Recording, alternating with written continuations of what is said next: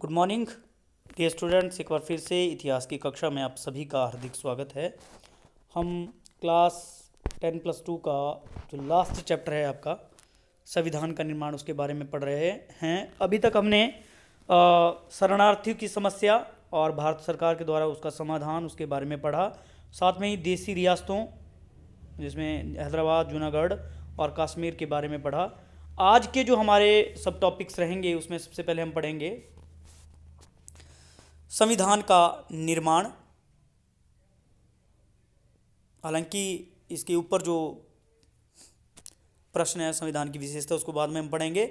संविधान सभा का गठन और मुख्य आवाज़ें, जो एक और कॉन्सेप्ट है बीच में, तो इसके बारे में हम आज पढ़ेंगे।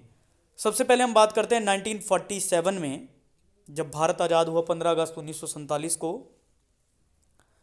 उससे पहले ही भारतीय संविधान के निर्माण की जो बातें हैं वो बड़ी पहले से आरंभ हो गई थी।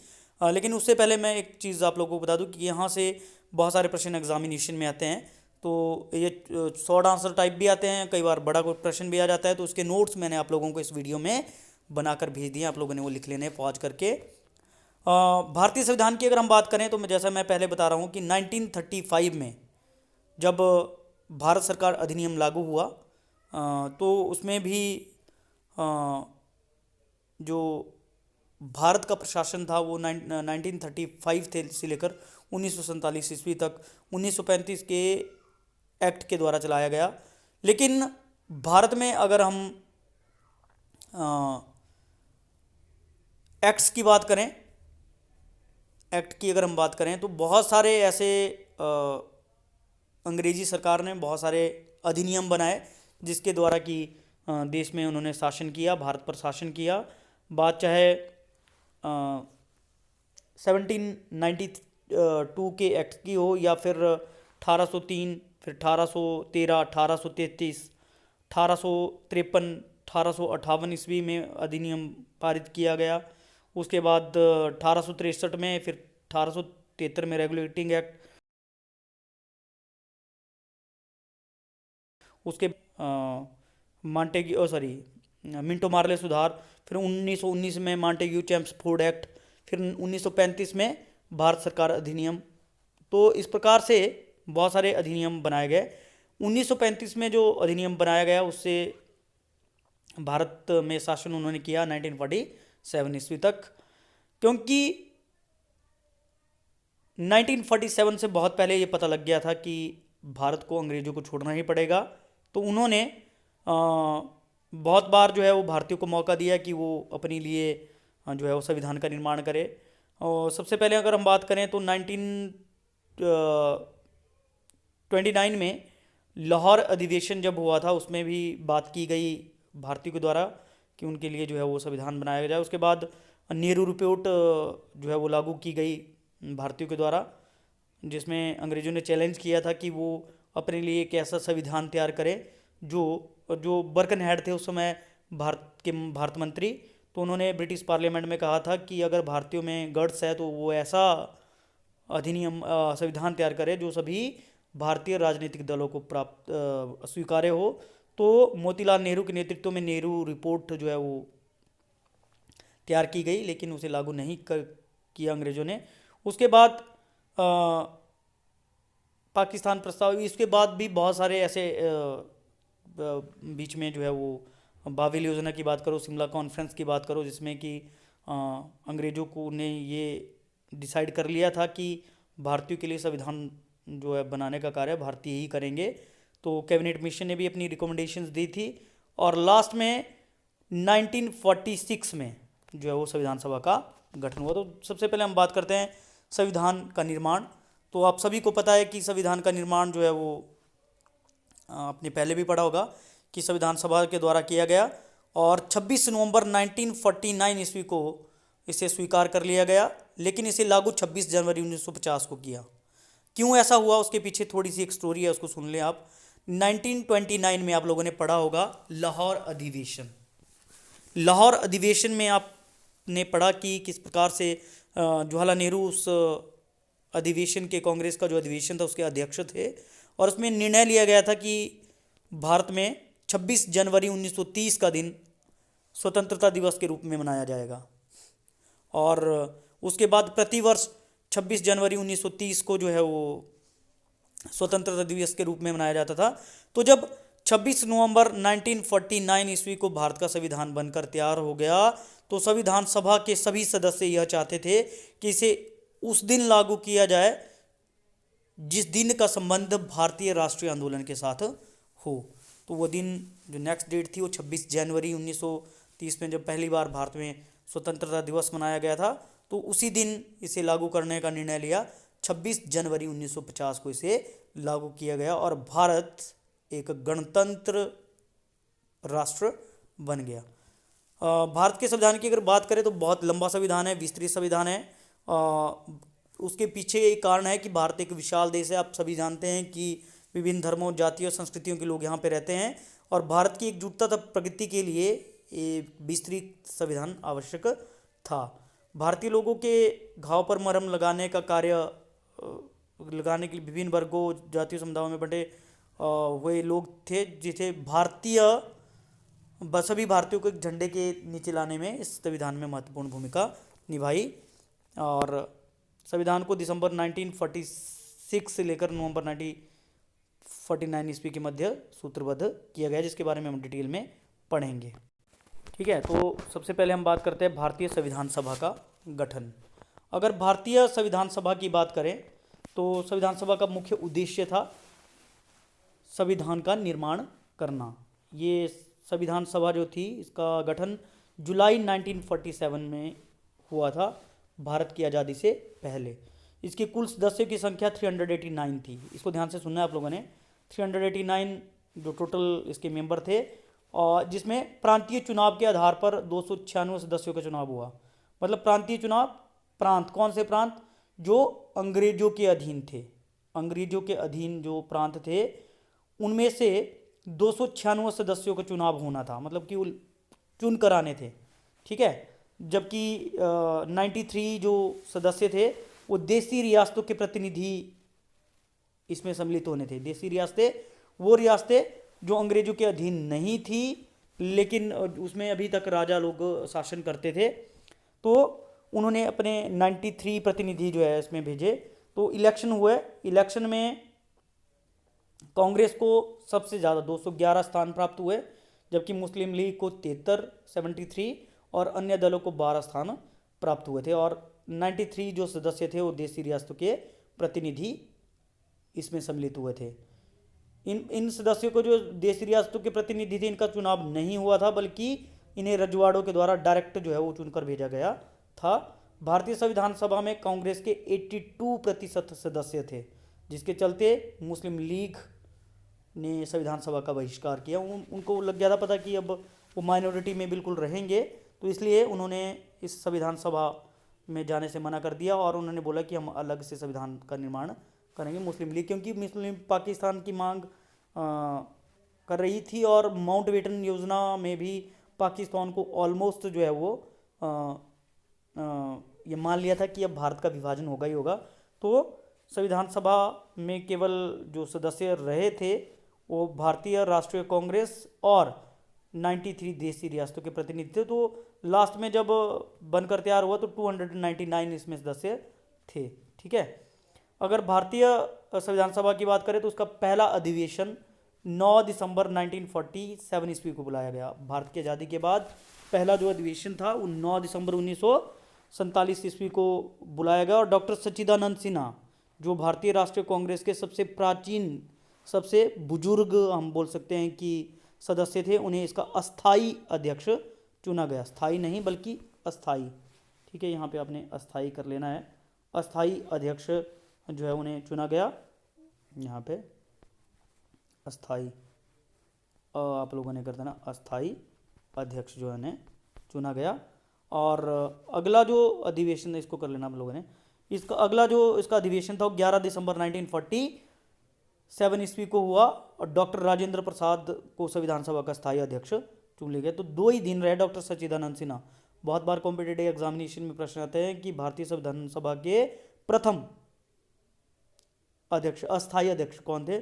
तो डॉक्टर सच्चिदानंद सिन्हा, जबकि संविधान सभा के स्थायी अध्यक्ष थे डॉक्टर राजेंद्र प्रसाद, जो 11 दिसंबर को उन्हें चुना गया। और संविधान सभा के 11 सत्र हुए तथा 165 बैठकें हुई और 2 साल 11 महीने और 18 दिन का समय इसे बनाने के लिए लगा। एक चीज़ और यहाँ पे मैं डिस्कस करना चाहता हूँ, बहुत ज़रूरी है, आप लोग ध्यान से सुने कि पहला जो अधिवेशन इसका हुआ वो 9 दिसंबर को हुआ, दूसरा 11 दिसंबर को हुआ और तीसरा 13 दिसंबर को भी हुआ। 13 दिसंबर को जो अधिवेशन हुआ उसमें जवाहरलाल नेहरू ने उद्देश्य प्रस्ताव पारित किया, जिसके बारे में हम आगे पढ़ेंगे।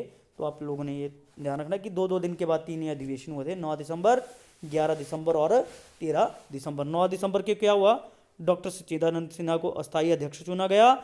11 दिसंबर 1947 ईस्वी को डॉक्टर राजेंद्र प्रसाद को संविधान सभा का स्थायी अध्यक्ष चुना गया, जबकि 13 दिसंबर को जवाहरलाल नेहरू जी ने उद्देश्य प्रस्ताव पारित किया था। ठीक है, महत्वपूर्ण जो इसके मेंबर्स रहे हैं सदस्य, उनके बारे में हालांकि हमने बात की कि 389 सदस्य थे, लेकिन बाद में जो 73 मेंबर्स थे मुस्लिम लीग के वो तो पाकिस्तान चले गए थे और कुछ सदस्य जो है थे वो ऐसे ही घट गए थे। तो 289 सदस्य रहे थे लास्ट तक, 299 सदस्य रहे थे, जिसमें से 6 सदस्य बड़े महत्वपूर्ण हैं। हालांकि और भी बहुत सारे सदस्य महत्वपूर्ण थे, लेकिन 6 सदस्यों के बारे में हम बात कर रहे हैं, जिसमें 3 तो आप जवाहरलाल नेहरू, पंडित जवाहरलाल नेहरू, सरदार वल्लभ भाई पटेल और डॉक्टर राजेंद्र प्रसाद। डॉक्टर राजेंद्र प्रसाद की बात करें तो वो तो संविधान सभा के अध्यक्ष थे, जबकि जवाहरलाल नेहरू बहुत महत्वपूर्ण उन्होंने योगदान दिया, उद्देश्य प्रस्ताव पारित किया। ठीक है, और उन्होंने ये उद्देश्य प्रस्ताव के साथ साथ ये भी कहा कि भारत का राष्ट्रीय ध्वज केसरी, सफेद और गहरे रंग की 3 बराबर चौड़ाई वाली पट्टियों, यहाँ पे अपने पट्टियों कर लेना है, 3 चौड़ाई वाली,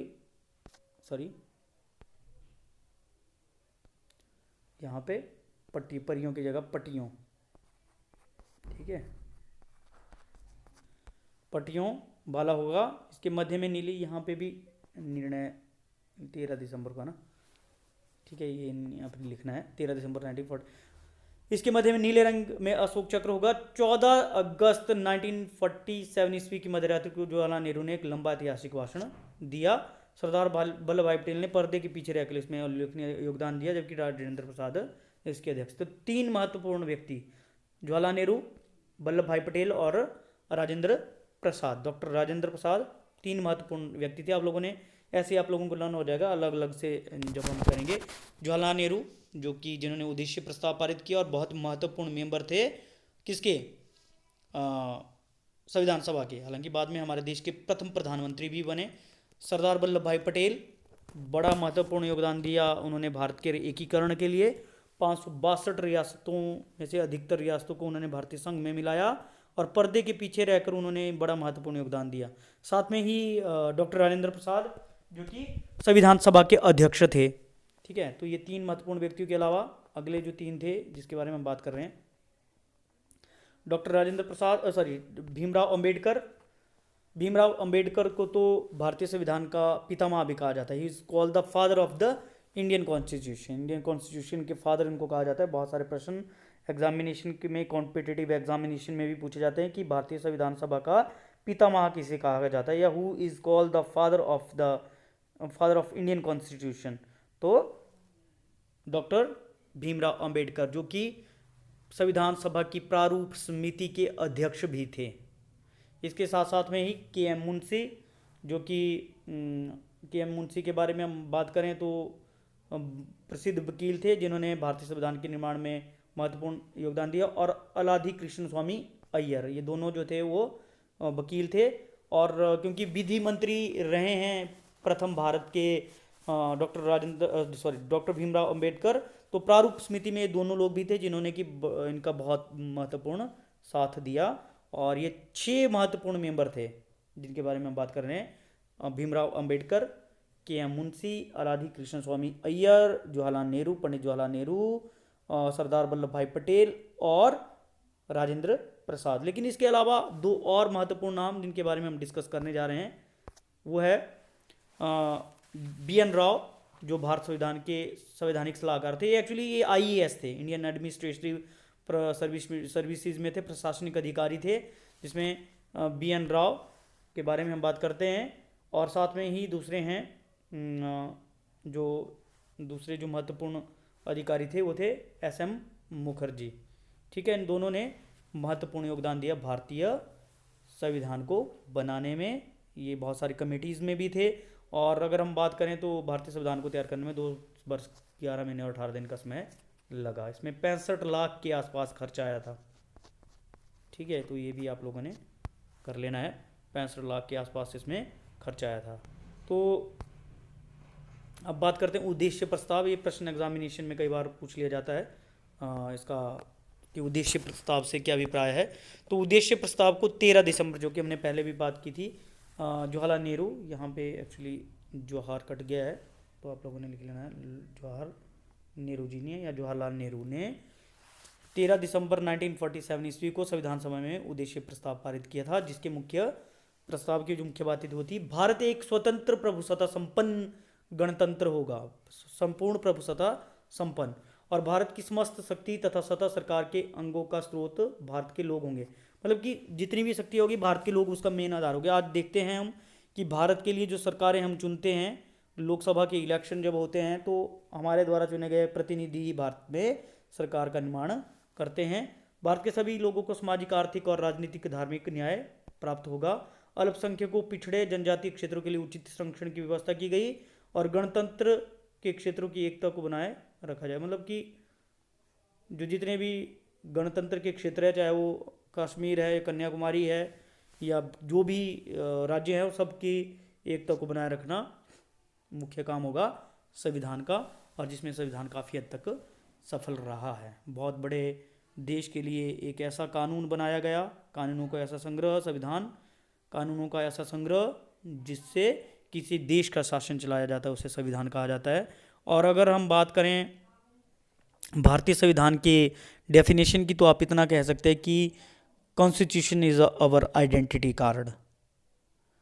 भारतीय संविधान हमारा पहचान पत्र है, जो हमें पहचान देता है कि हम भारतीय हैं।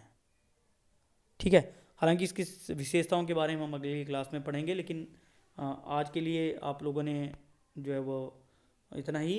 अगर आपको वीडियो पसंद आई है तो आप ज़रूर लाइक और सब्सक्राइब करें। साथ में ही ये प्रश्न आप लोगों ने इस तरीके से लिख लेना है, जैसे उद्देश्य प्रस्ताव से क्या अभिप्राय है, तो ये मैंने बता दिया। अगर 4 नंबर में भी आएगा तब भी इनफ है, काफ़ी है।